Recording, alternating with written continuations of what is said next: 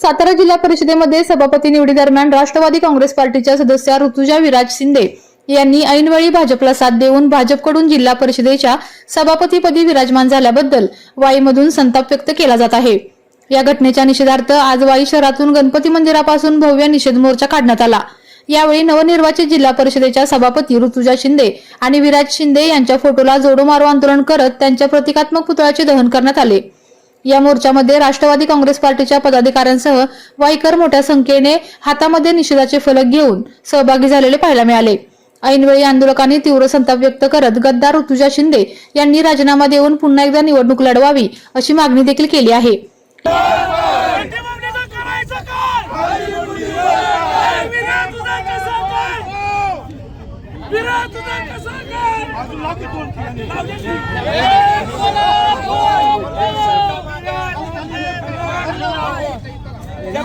काय झाले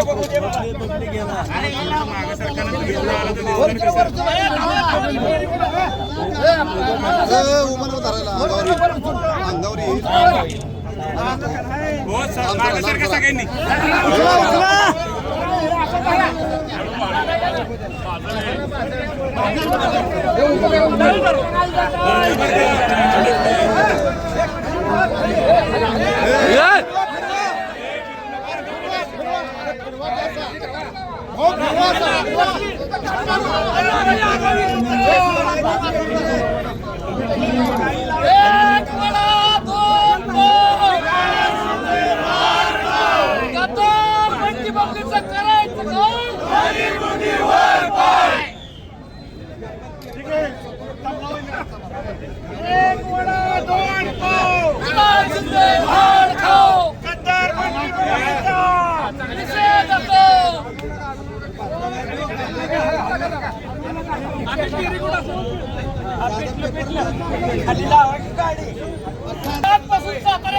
सातारा जिल्ह्यात आजपासून सुरू झालेला आहे राष्ट्रवादीचा कडवा कार्यकर्ता या हुकुमशाहीचा जाहीर निषेध करतो।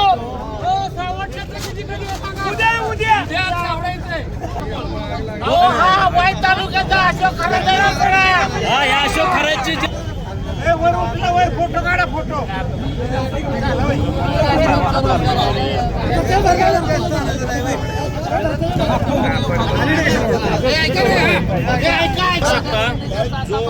की रानी में चोरों का राजा, तुरूत की रानी में चोरों का राजा, या विराज शिंदेचा आता आपण सगळे मिळून तुरूत की रानी में चोरों का राजा, या गद्दार शिंदेचा आपण वाजवूया बाजा, वाजवूया बाजा, वाजवूया बाजा। करायचं काय अजितदादा पवार साहेबांच्या पाठीत मृत्यू पश्चात सुराख खुपसणाऱ्या शिंदे गटाराचा धिक्कार असो, कधी खुपसणाऱ्या विराज शिंदेचा धिक्कार असो, धिक्कार असो, धिक्कार असो। गेल्या काही दिवसांमध्ये सातारा जिल्हा परिषदच्या सभापती निवडी झाल्या। यामध्ये राष्ट्रवादीचे 2 सदस्य फुटले। यामध्ये ऋतुजा शिंदे या सदस्य होत्या, या फुटलेल्या आहेत राष्ट्रवादीच्या।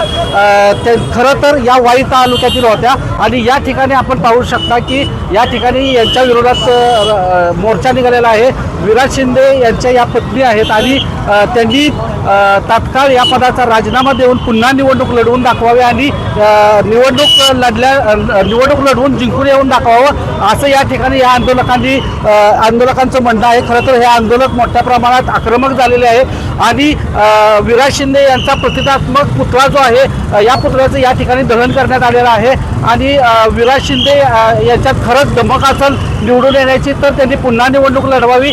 अजितदादांच्या मृत्यूनंतर त्यांनी राष्ट्रवादीच्या पाठीत खंजीर खुपसलं आणि त्यांनी ही गद्दारी केलेली आहे। त्यामुळे विराज शिंदे यांच्या पत्नी ऋतुजा शिंदे यांनी पुन्हाही निवडणूक लढवावी आणि निवडून येऊन दाखवावं असं या आंदोलकांचं म्हणणं आहे। कॅमेरामन बापू वाघसह प्रकाश शिंदे, जय महाराष्ट्र, सातारा। आपण सर्वजण पाहतात की वाई तालुक्यामध्ये आज किती मोठा उद्रेक या ठिकाणी झालेला आहे। आज या तालुक्याच्या दृष्टिकोनातून अतिशय काळा दिवस या ठिकाणी म्हणावा लागेल कारण ज्या लोकशाही पद्धतीनं पावधन गटामधून ऋतुजा विराज शिंदे यांना या आम जनतेनं निवडून दिलं ते केवळ नामदार मकरंदाबा पाटील आणि राज्यसभेचे खासदार नितीन काका पाटील आणि तमाम कार्यकर्त्यांच्या प्रेमापोटी या ऋतुजा विराज शिंदे यांना या ठिकाणी निवडून दिलं. आणि निवडून देत असताना सुद्धा उमेदवारी देताना सुद्धा अनेक कार्यकर्त्यांचा त्या गोष्टीला विरोध होता. अनेक वर्षाचा संघर्ष आमच्या कार्यकर्त्यांनी त्या ठिकाणी केलेला होता.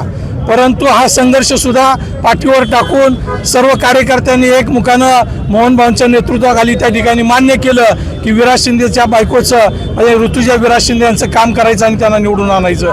रक्ताचं पाणी करून रात्रीचा दिवस करून या जिल्ह्याचं राजकारण एका वेगळ्या वळणावर जात असताना सुद्धा या जिल्हा परिषद गटातून ऋतुजा विराज शिंदेंना प्रचंड बहुमतानं या ठिकाणी निवडून दिलं. केवळ आबांच्या शब्दाखातर लोकांनी हे विष देखील पचवलं. ही भूमी किसनवीर आबांची, ही भूमी लक्ष्मण तात्यांची, ही भूमिका मदन आप्पांची.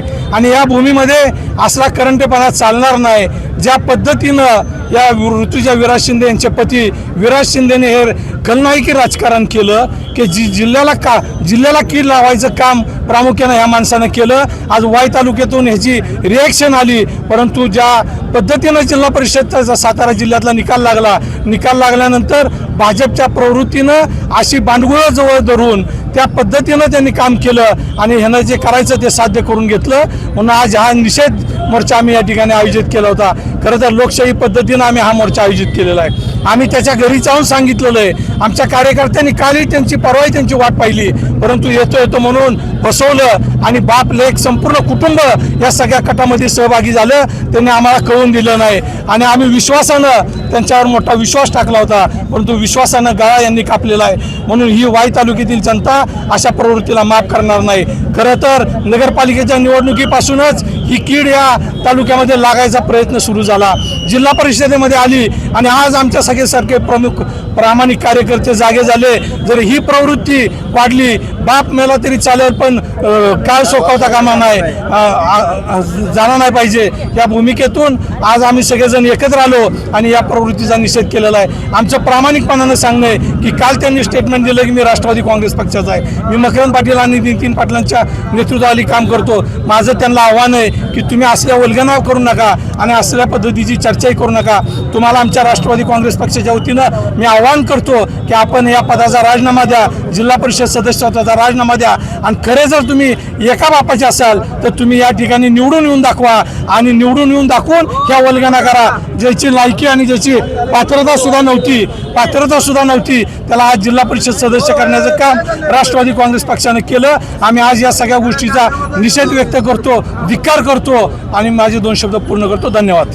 आपल्या तालुक्यातील जिल्ह्यातील बातम्या सर्वप्रथम पाहण्यासाठी आजच सातारा न्यूजला YouTube चॅनलवर सबस्क्राईब करा, लाईक करा, शेअर करा आणि बेल आयकॉन प्रेस करायला विसरू